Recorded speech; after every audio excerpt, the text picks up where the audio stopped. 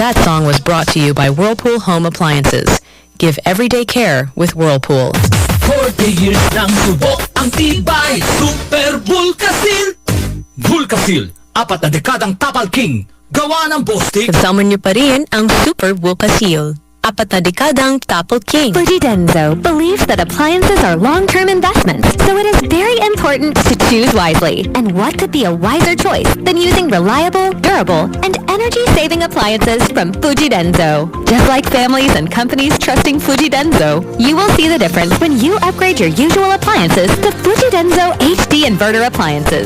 Fujidenzo, quality above all. Upgrade your home, upgrade your business with Fujidenzo, quality above all. Philippine Veterans Bank is inviting all Filipino World War II and post-war veterans, AFP retirees, their spouses, and descendants to join its exclusive stock subscription offer. Invest now for a minimum of 100 shares at only 110 pesos per share. Offers until June 30, 2024 only. Visit any Veterans Bank branch or visit its website at www.veteransbank.com.ph for more details. Invest in heroism. Invest in Philippine Veterans Bank. Regulated by the Bangko Sentral ng Pilipinas. Member, PDIC.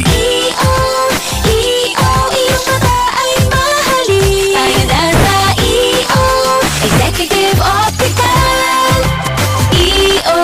Executive Optical. Ang practical. Hindi ka iiwan sa radio.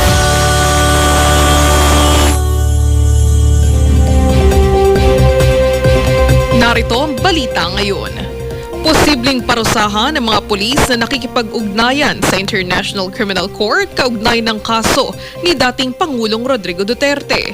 Ayon kay Philippine National Police spokesperson Colonel Jean Fajardo, may kakaharaping parusa ang isang active personnel na aniyay hindi sumusunod sa chain of command.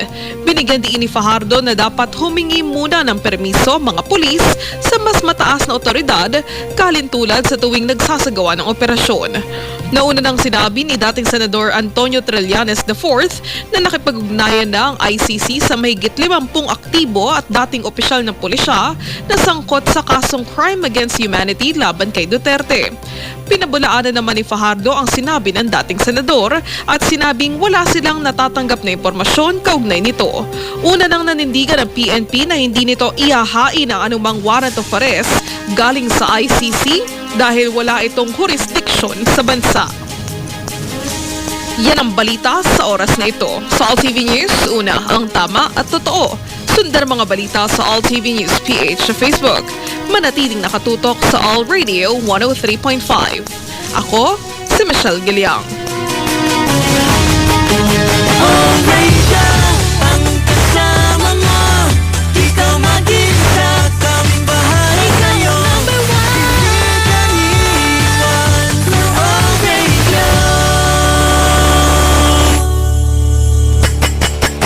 When the clock strikes 5, All Radio travels back in time. All 80s at All Radio. I wish that I could turn back the clock. Monday to Friday, 5 to 7 a.m. and 5 to 7 p.m. All 80s at All Radio. It's the blast from the past on 103.5 All Radio.